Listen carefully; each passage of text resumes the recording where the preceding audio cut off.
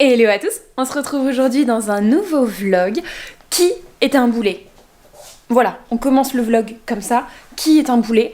Écoutez, c'est moi. C'est-à-dire que nous sommes lundi.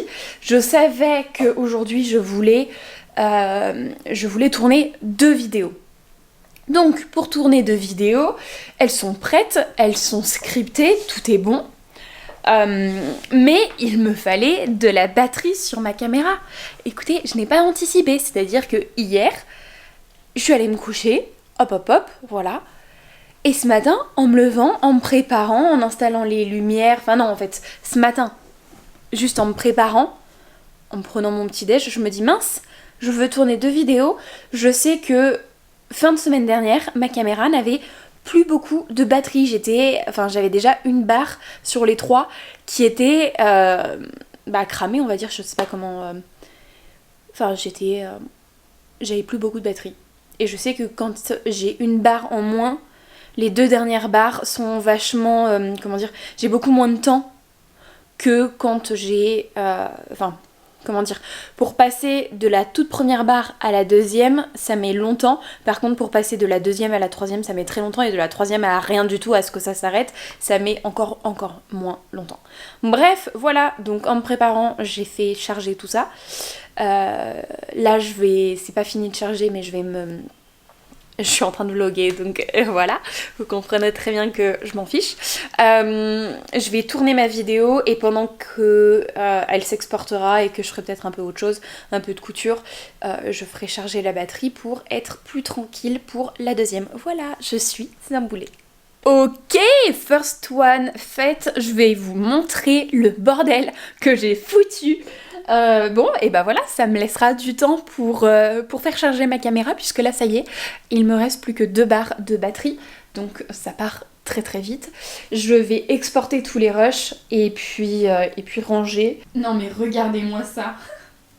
Tout ce bazar, tout ce bordel, vous en avez partout. Mais écoutez, c'est un peu la vraie vie. Et encore, ça va parce que c'est que des tissus. Les tissus, ça reste quand même bien plus facile à ranger. En fait, voilà, j'ai plus qu'à tous les ranger et tout. Et puis après, c'est fait. Tandis que quand je fais de la couture, faut que je sorte l'aspirateur, machin, etc. Que je range tout mon bureau. Bref, c'est un enfer. Eh bien écoutez, c'est dans la boîte. Je suis très contente. Il est 14h02, c'est top. J'ai mangé.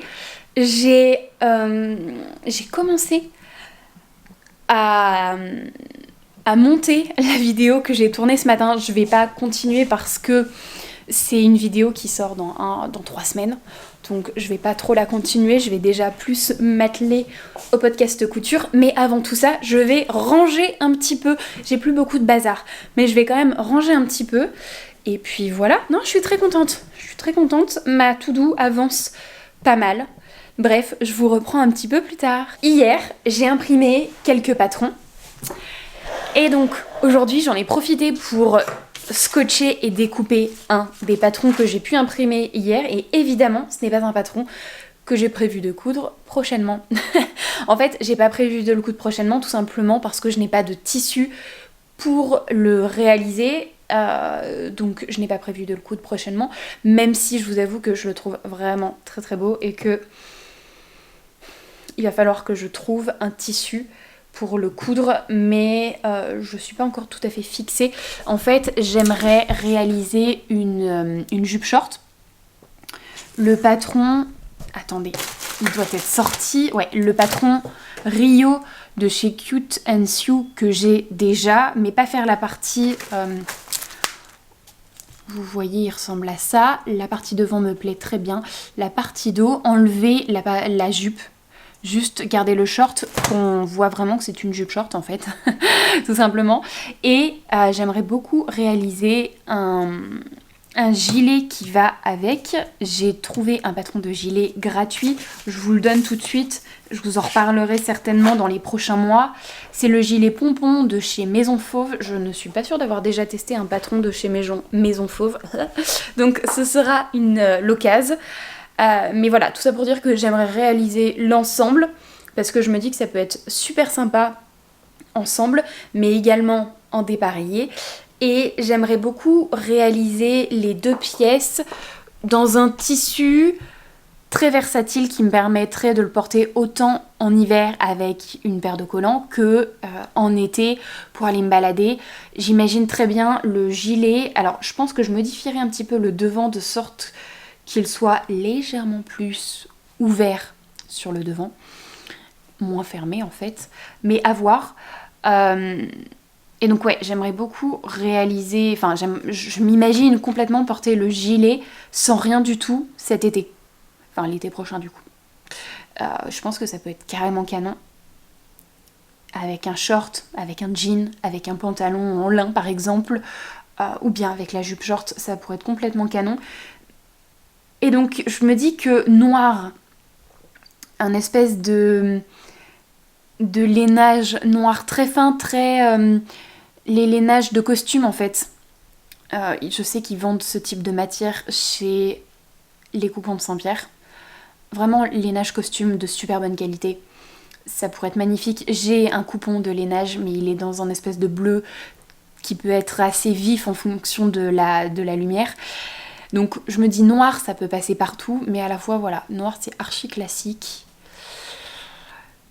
Donc pourquoi pas penser au marron chocolat. Ça peut donner un côté un peu plus lumineux pour l'été.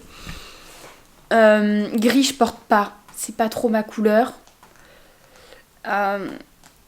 Après j'avais pensé un gilet beige un peu texturé au niveau de la matière, enfin en tout cas pas lisse, ça pourrait être super joli. Est-ce que la jupe short ça irait dans un tissu beige? Enfin bon, c'est ultra salissant quoi pour... Enfin ouais, j'ai un peu plus de mal à imaginer. Mais ouais, j'imagine bien un ensemble ou alors je trouve un pantalon.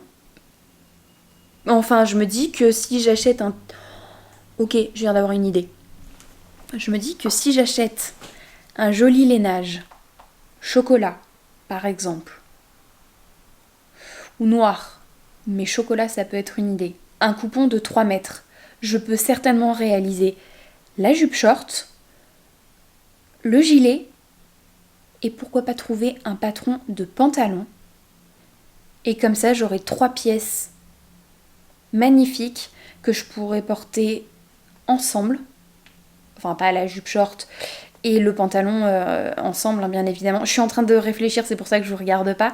Mais ouais, les deux, enfin, le gilet et la jupe short ou le gilet et le pantalon, ça pourrait être complètement canon. C'est une idée à potasser. Je vais me le noter parce que je suis capable de l'oublier.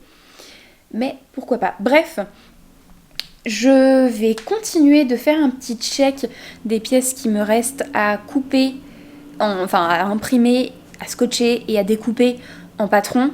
Vous saviez que si vous alliez manger pour plus de 15 € chez Ikea et que vous avez la carte Ikea Family, eh bien la note de votre repas, elle est déduite de votre prochain ticket de caisse Ikea, valable uniquement le jour même. Et seulement le mercredi. Est-ce que je l'ai déjà dit? Je ne sais pas. Bref, hello, on se retrouve. Nous sommes mercredi 2 octobre. Écoutez, je suis en train de faire télécharger un jeu pour Chérie. J'ai retrouvé Chérie à midi. On a mangé chez Ikea. J'avais quelques achats à faire, notamment uniquement du linge de lit. Petit tips au passage comme ça, mais pas ça, faut que je vous en fasse une vidéo dédiée. N'hésitez pas à aller regarder dans la section les affaires d'Ikea, je sais pas comment ça s'appelle, la partie recyclage, c'est généralement juste avant les caisses, à droite ou à gauche, juste avant les caisses, vous avez un espèce de petit coin où vous avez des portes de meubles, vous allez avoir également des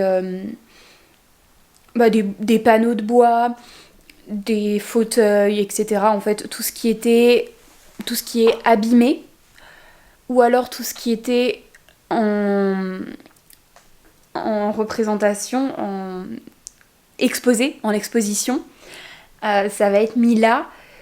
Et en fait, c'est vendu un petit peu moins cher. Et vous retrouvez également du linge de maison, des draps, des thés des thés de coussin, des thés d'oreiller. Vous retrouvez également des rideaux, etc. Et en fait, tout ça, eh bien, tout ça pour dire que ils coûtent moins cher et que j'ai notamment trouvé une housse de couette plutôt.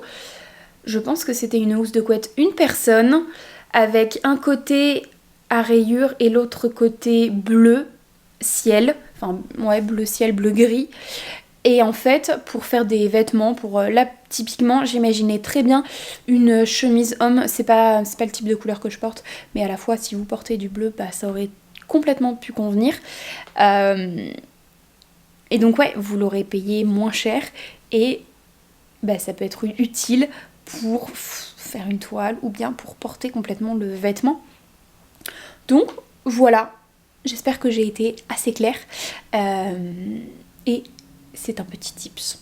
Et hello, je vous prends, nous sommes jeudi 3 octobre, je vous prends super tard puisqu'il est déjà 18h15.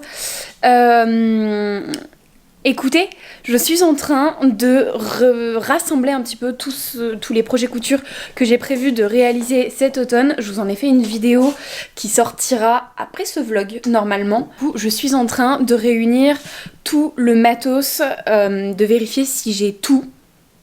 Au niveau des fournitures, au niveau des patrons, au niveau des tissus, etc., etc. De scotcher, imprimer, machin, etc. avec tous les patrons. Pour n'avoir aucune embûche aucune embûche durant toute cette saisonnalité. Et puis que tout soit ultra fluide et que je me dise pas ah bah non mais ça je le ferai plus tard parce que du coup j'ai pas acheté le patron, ou ah bah non bah ça je peux pas le faire parce que j'ai pas le thermocollant, etc., etc. Bon, les boutons, généralement c'est le der des der, donc c'est pas obligatoire de les avoir, mais je vais regarder, normalement je devrais tout avoir. Je vous montre un petit peu où est-ce que j'en suis et il me reste encore pas mal de boulot. Je pense que là tout de suite je vais imprimer les patrons qui peuvent me rester, ou en tout cas chercher les patrons qui peuvent me rester, et puis pourquoi pas acheter les patrons qui doivent me rester à acheter, et puis voilà. Je vous fais un plan d'ensemble, je vous détaille pas trop. Je crois que là, pour ces deux tissus, c'est le même patron de blouse et il faut que je l'achète et que je l'imprime. Et que je le scotche et que je choisisse la taille, etc. Là, pour le tissu marinière, j'ai un patron, il est imprimé, je crois qu'il faut que je vérifie la taille. Là, normalement, le patron, il est imprimé, mais il a disparu de mon... Je ne sais pas où est-ce qu'il est. Donc il faut que je vérifie dans tous les endroits qui peuvent contenir un patron, si je ne l'ai pas. Ça, là-bas, c'est bon. Ça, c'est bon, mais il faut que j'imprime, enfin que je scotche la nouvelle version parce que l'ancienne était trop grande, donc il faut que je scotche. Ça, c'est bon, je l'ai fait aujourd'hui. Et puis bah ça c'est bon puisque je suis en train de le coudre. Là le tissu marron, je vous en ai pas parlé, je ne sais pas encore tout à fait quel patron je veux utiliser, donc il faut que je vérifie, enfin il faut que je regarde ce que je veux faire. Voilà. Mais je me dis que si tous les autres sont ok, celui-ci c'est pas très grave. Je vais m'occuper du coup des deux derniers patrons là. Et puis après, je m'attellerai aux fournitures. Et hello, je vous retrouve, nous sommes vendredi 4 octobre, il est déjà quasiment 11h, le temps passe beaucoup trop vite. Mais j'ai pas mal avancé sur j'ai avancé sur des petits trucs, donc ça c'est cool. Hier soir, j'ai commencé à scotcher les patrons que j'ai imprimés hier dans la journée, et il ne m'en reste plus qu'un seul. Que je terminerai ce soir tranquillement devant le film ou la série qu'on regardera. Voilà. Ça me demande pas de plus réfléchir, et puis au moins je peux suivre le film ou la série que l'on regarde. Donc voilà. Là je suis en train de préparer les pages de garde de pas mal des patrons que j'ai pu imprimer entre cet été, au début de l'été, dans l'été et puis là au début de l'automne parce que ça commence à devenir un peu le big bazar, le gros bazar. Donc je suis en train de m'atteler à ça. Et je sais que j'avais rangé également des patrons sans leur page de garde et en fait l'avantage de leur page de garde c'est que c'est ultra visuel, je sais directement quel est le patron et généralement j'ajoute la taille. Donc j'essaierai de vous insérer le lien de ma page de garde, comme ça pourra vous donner une idée. Je vais vous en montrer une, comme ça également ça vous donne une idée. Je l'ai fait sur Canva et je vous montre. Hop, là on est sur Canva, donc j'ai un petit fond qui est inutile, mais bon voilà, qui est très sympa. J'ai des petites décos que vous pouvez trouver sur Canva. J'ai une page blanche, ensuite je mets le nom du modèle, la marque, le dessin technique. Et ensuite, je mets la taille, la difficulté et le métrage. Et ensuite, ici, j'ai note. Alors, je sais pas pourquoi, là, ça s'est effacé. Mais normalement, j'ai note. Et alors, sur des modèles que j'ai imprimés où j'ai juste découpé la taille, la difficulté, le métrage et les notes, je les rajouterai par la suite. Et sinon sur des modèles que j'ai déjà cousus, est-ce que j'en ai un? Là par exemple, j'ai déjà cousu ce modèle, j'avais noté la taille, la difficulté, le métrage utilisé et j'avais noté patron ultra déclinable. Tout à l'heure, je vous montrerai comment je range mes patrons quand j'aurai imprimé toutes mes pages de garde. Et puis voilà, si vous voulez une vidéo complète, j'en perds mon écouteur. Si vous voulez une vidéo complète sur comment je m'organise au niveau de mes patrons, de mes tissus, comment je les range, n'hésitez pas à me le dire, je vous en ferai une, il n'y a pas de problème, même si en vrai, entre tous les vlogs que je vous aurai fait cette année, vous pouvez récupérer des infos à droite à gauche et puis finalement vous avez un peu toute ma façon de procéder. Bon, je vais vous montrer comment je les range, comment je les trie, comment je les classe. Faut savoir que habituellement ils sont rangés au-dessus de mon armoire à vêtements dans ma chambre, mais je pourrais très bien les ranger dans ma cave, dans le sens où si vraiment on n'a pas beaucoup de place dans l'appartement ou bien qu'on a envie que l'appartement soit le plus clean possible, le moins encombré possible et qu'on n'a pas de pièces mais qu'on a une cave par exemple, et eh bien ça pourrait, enfin en tout cas moi je pourrais les mettre dans ma cave, j'ai de la place en plus maintenant. Si je les mettais dans ma cave, disons que je sais pas, une fois toutes les 2 semaines j'irais récupérer les patrons ou bien j'irais ranger ceux que je n'utilise plus et puis voilà, je suis pas en train d'aller dans ces classeurs très souvent en fait, disons que j'y vais une fois toutes les 2 semaines à peu près, mais moi je les range dans ma chambre parce que c'est du coup plus pratique. Je vous montre. Je mets tous mes patrons dans ces porte-documents qui viennent de chez Ikea, qui sont le premier prix chez Ikea. Moi j'ai mis des petites pages cartonnées colorées, enfin avec des petits motifs parce que je trouvais ça sympa, mais en soi vous pouvez très bien acheter des porte-documents un peu plus jolis si vous voulez que ce soit plus sympa. Bref, moi c'est comme ça que je fonctionne.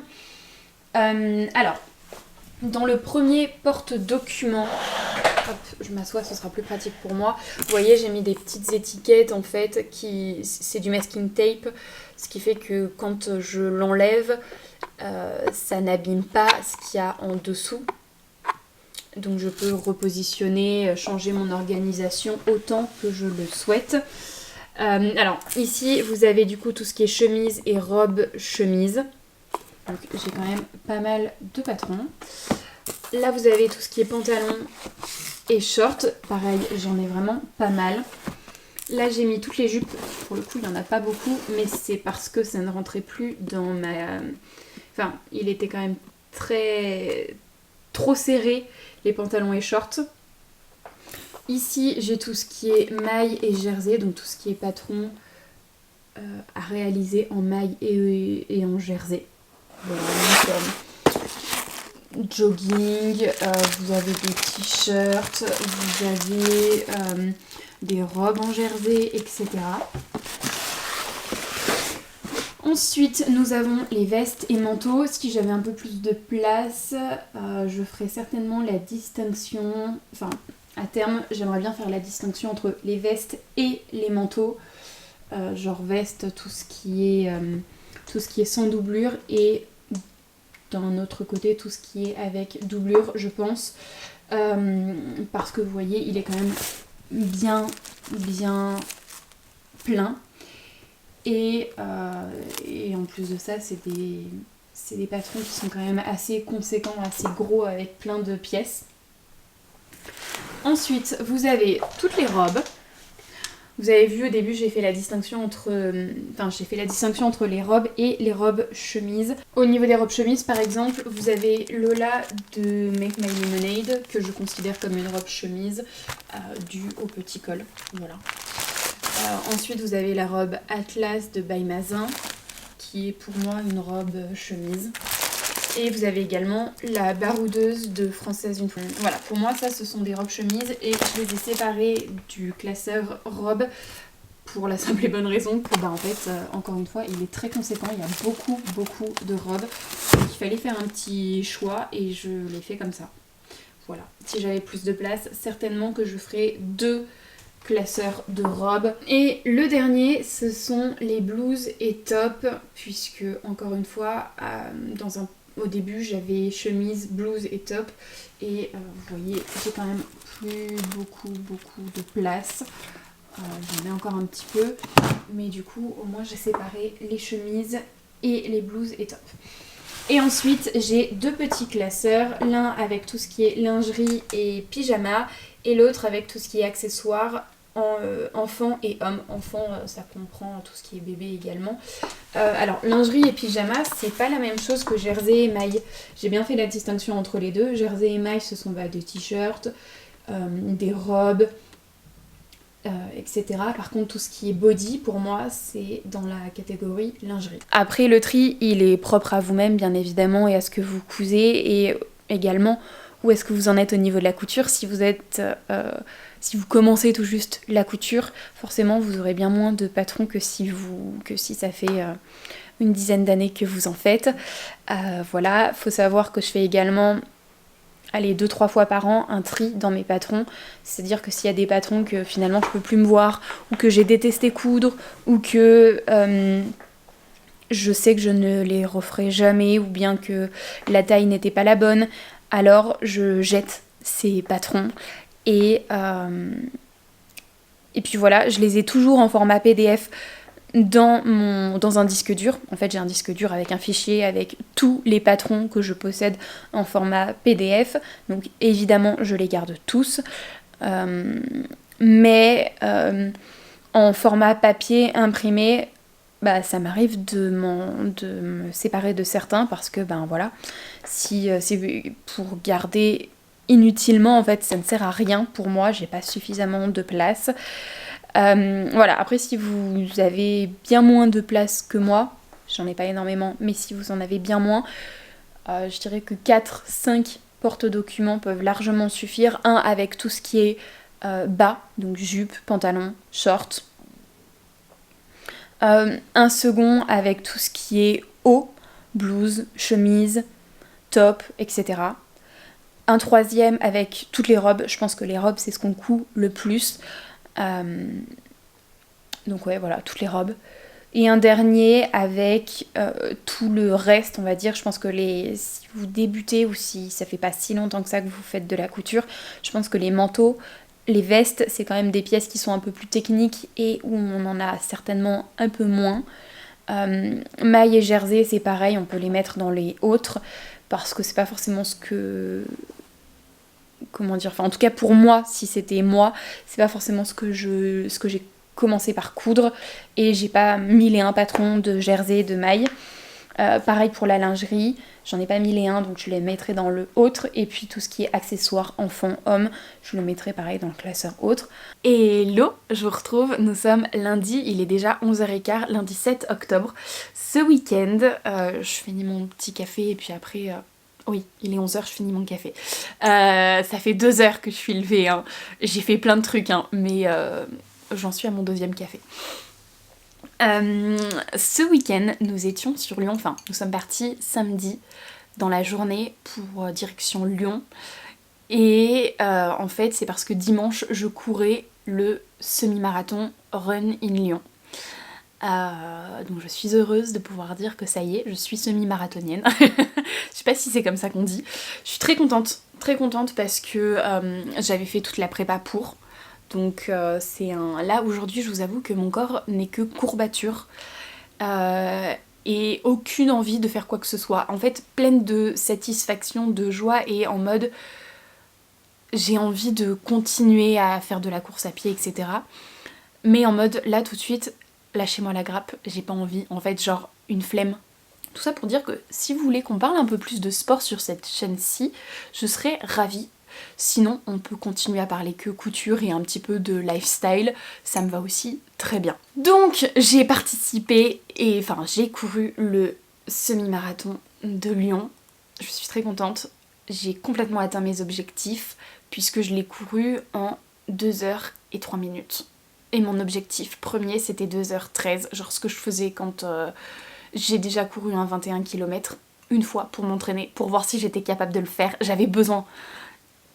Donc je l'ai couru pour voir.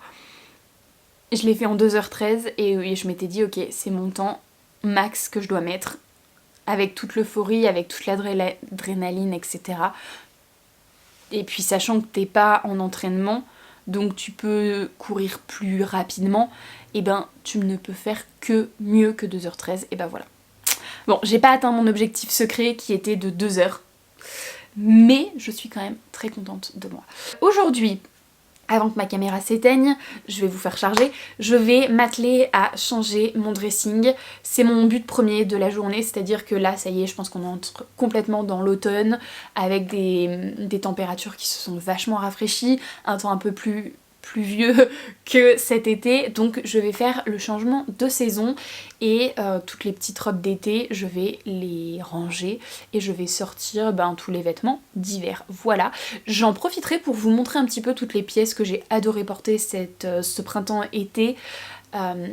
Je vous en avais fait une vidéo pour l'édition automne-hiver et c'est vrai que là ça rentrera pas dans mon planning. J'aurai pas un samedi complet pour vous faire une vidéo comme ça en fait. Donc je me dis que pourquoi pas vous l'intégrer dans un vlog, vous montrer les pièces que j'ai adoré porter et que je ne regrette pas du tout d'avoir cousu. Bref, je vous fais charger et du coup je vais faire autre chose entre temps et je vous reprendrai plus tard. Tout d'abord, cette robe que je vous ai présentée dans le précédent podcast, qui est sorti juste avant ce vlog-ci, qui est la robe Andrea de Belle Paris que j'ai modifiée puisque j'avais enlevé les manches. J'ai fait qu'un seul twist au niveau du haut et puis je crois que c'est tout. Bref, le fait est que j'ai adoré porter cette robe, que c'est une de mes best coutures. Je m'en suis un petit peu vue quand même pour retravailler ici, pour avoir une belle couture au niveau du zip, puisque je l'ai pas fait milieu dos, je l'ai fait sur le côté. Mais j'ai adoré la porter, je la trouve vraiment très élégante, très belle. Je vais la ranger à contre-cœur parce que si ça avait été une robe multi-saison, j'aurais été encore plus contente. Mais c'est pas le cas, franchement, avec les manches, sans manches en fait, ça en fait vraiment une robe printemps-été et plus du tout adaptée à la saison là actuelle. Dans le précédent podcast, je vous disais que j'avais un gros complexe sur mes bras. Voilà, je les trouve gros et je suis pas très fan. Mais du coup, je vous disais que de par la robe Andrea par exemple, et puis d'autres choses que j'ai pu coudre, j'essayais de plus en plus porter de fines bretelles, déjà pour pas avoir cette vieille marque de bronzage entre la manche courte et la bretelle, et puis pour essayer de pallier à ce complexe en fait, et essayer de gommer, de plus complexer là-dessus, faut travailler dessus. Le fait est que ce petit top à bretelles, qui est un patron fibre mood, qui est un poil grand pour moi, et encore plus les bretelles parce qu'elles tombent pas mal, mais je l'ai quand même un peu portée pendant les vacances et j'étais très contente de l'avoir. Avec un short, c'était nickel. Vraiment quand il faisait chaud, j'ai adoré le porter parce que voilà, il permettait de pas avoir trop chaud et surtout de ne pas porter de soutien-gorge puisque je l'avais entièrement doublé. Encore une fois, je vous l'ai présenté dans un podcast couture de cette année. Mais écoutez, c'est vraiment, j'ai adoré déjà la matière puisqu'on est sur du lin noir que j'ai chiné en plus. Donc vraiment top. J'adore quand je chine des matières et qu'en plus je les couds dans des vêtements, enfin j'en fais des vêtements que je porte souvent.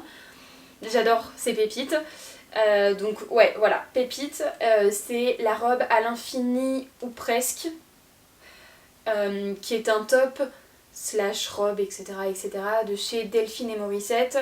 Et en fait, moi j'ai juste pris la version top que j'ai rallongée et j'ai légèrement évasé les côtés pour pouvoir la passer correctement. Aïe.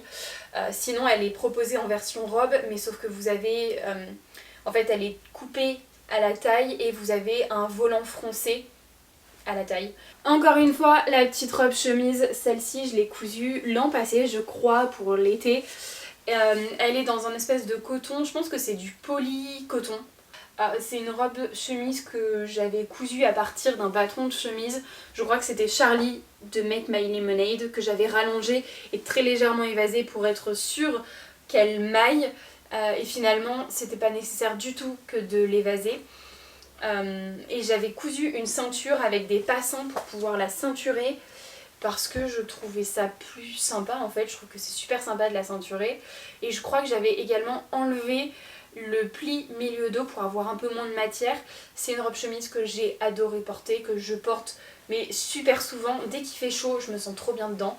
Elle est courte, mais elle est pas trop courte non plus. Tant que j'étais en train de vous parler, écoutez, ces petits tops là que j'ai en 3 fois. Cette année j'ai cousu celui-ci, l'an passé c'était celui-ci, et l'année encore d'avant c'était celui avec les petits citrons. J'ai adoré porter ces deux-là, un peu moins celui avec les ananas, mais en fait c'est dû au fait que j'ai modifié la forme des manches, et en fait je me sens un peu plus étriquée, et du coup j'ai l'impression j'ai l'impression qu'il me va un peu plus petit du coup. Je pense que j'aurais dû faire la taille supérieure. Autant ces deux-là, j'ai fait la taille inférieure pour pouvoir bien nouer et être bien à l'intérieur. Autant celui-ci, avec les manches qui sont un peu plus serrées, puisque j'ai modifié, on n'est plus sur des manches papillons, on est sur des manches classiques. Et bien du coup, ouais, je me sens trop étriquée, donc je l'ai un peu moins porté. Et je pense que je vais pas le garder, puisque... voilà, si c'est pour me sentir un peu étriquée dedans, c'est dommage. Mais bon, voilà, j'adore ces t-shirts, enfin ces petits tops avec un jean, avec un short, enfin ça passe super bien, je me sens trop bien dedans et je les porte sans soutien-gorge, donc quand il fait vraiment chaud, c'est trop agréable. Généralement, enfin c'est pas généralement, je choisis toujours une matière en 100% coton pour être super bien et que ça ventile plus facilement et que je ne transpire pas des masses dedans, et bah voilà, ça fait complètement l'affaire, je les adore. Quand je pars en vacances, vous pouvez être sûr que je vais en avoir au moins un dans ma valise, tellement je trouve qu'ils sont top. Avant-dernière pièce que j'avais très envie de vous montrer, il s'agit de cette jupe-ci. Alors c'est une jupe portefeuille, voilà, avec des grosses pressions que j'ai cousues, comme ça c'est top. On est sur une jupe portefeuille, j'ai pas fait de finition, je vous en parlerai un peu plus puisque c'est un patron gratuit et elle sera dans le prochain bilan de patron gratuit, mais c'est la jupe Gwen je crois. J'ai adoré porter cette jupe, trop agréable. J'ai pas fait de finition sur le bas puisque on est sur du lin et j'avais envie d'un effet un peu effiloché, je trouvais ça trop mimi. Dès qu'il y a des longs fils, je les coupe parce que pour le coup je suis pas trop fan. Mais voilà, je voulais cet effet un peu effiloché, un peu brut. Je trouvais ça carrément canon. Je l'ai cousu dans un lin, 100% lin de chez Dressenstoffen et franchement il est top. J'ai adoré porter cette jupe et Dieu sait que je suis pas très fan des jupes, mais le fait qu'elle reste en place et qu'on soit pas sur une mini jupe moulante, et eh bien c'était super agréable, super cool. Et je pense dernière pièce que je vais vous présenter, que j'ai cousu ce printemps-été et que j'ai adoré porter. Alors beaucoup moins cet été parce que j'avais chaud et que du coup c'était moins mon délire. Mais Il n'empêche que j'ai vraiment fait un très bon choix de patron et de tissu. On est sur une matière, je sais pas, je l'avais acheté en recyclerie, donc je sais pas trop quelle matière c'est. C'est quelque chose de très fluide, très fin, mais très agréable, qui se froisse pas des masses, donc ça c'est top. Pour un pantalon, je trouve que c'est top.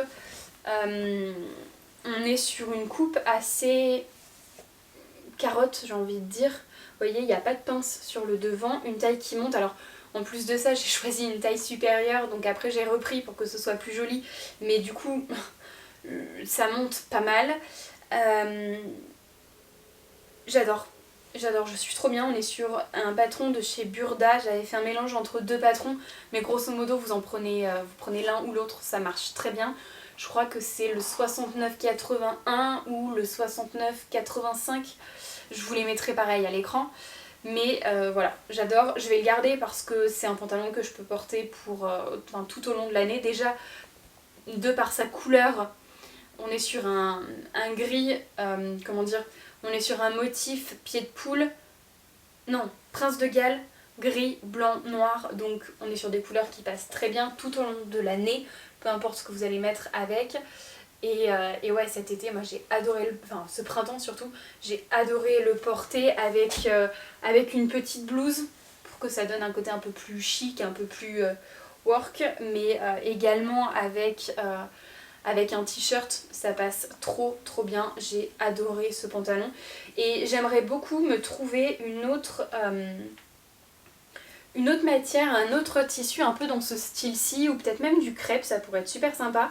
Et me le réaliser dans d'autres coloris que je pourrais porter pareil très facilement tout au long de l'année, plus facilement encore qu'un Prince de Galles gris, mais faut que je trouve. Écoutez, je pense que je vous ai fait à peu près le tour des pièces que j'ai adoré coudre et porter surtout tout au long de ces 2 dernières saisons, tout en sachant que j'ai porté énormément de vêtements, bien évidemment, hein.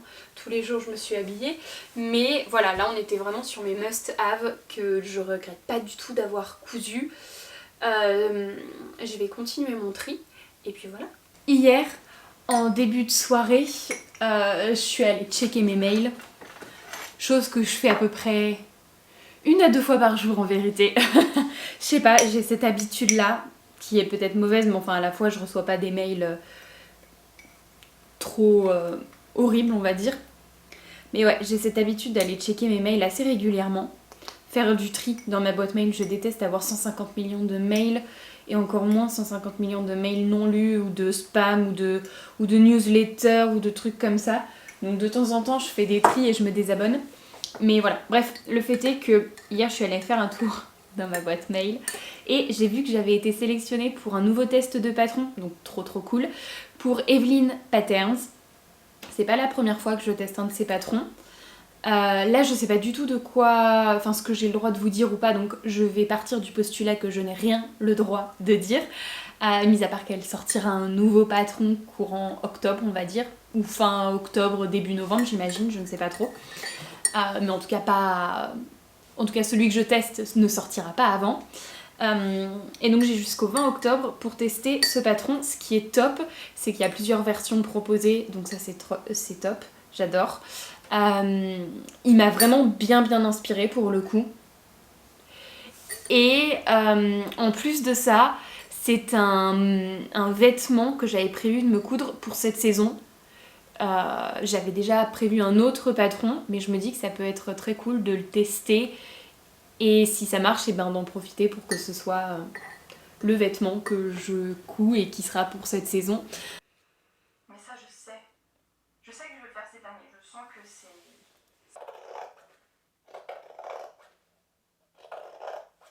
J'ai pas mal avancé dans la coupe des projets couture, tant et si bien que j'en ai coupé 6 en quelques jours, donc c'est trop cool.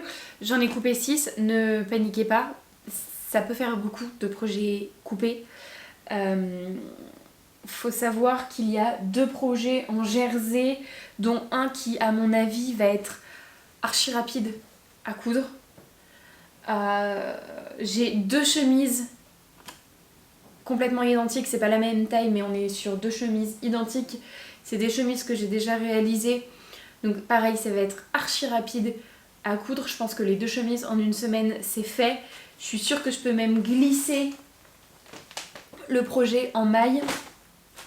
Donc ça me laissera 3 autres projets qui seront un peu plus longs, dans le sens où il y en a un où c'est également une chemise pas identique aux 2 autres, mais le tissu est plus fluide, donc ça va être un peu plus complexe, un peu plus touchy on va dire.